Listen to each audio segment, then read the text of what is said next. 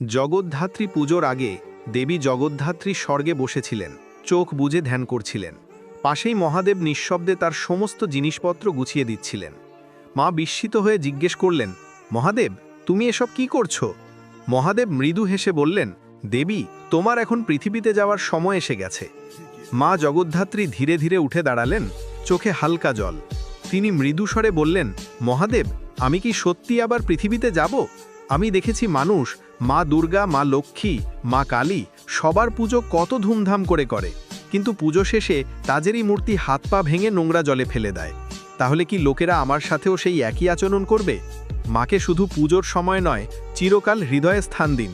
যেভাবে মাকে ডেকে বরণ করেন, তেমনি যত্ন ও শ্রদ্ধা দিয়ে বিদায় দিন। এটাই সত্যিকারের ভক্তি। আর মায়ের এই বার্তা যদি আপনার মন ছুঁয়ে যায়, তাহলে লাইক, সাবস্ক্রাইব করে কমেন্টে লিখুন, জয় মা জগদ্ধাত্রী।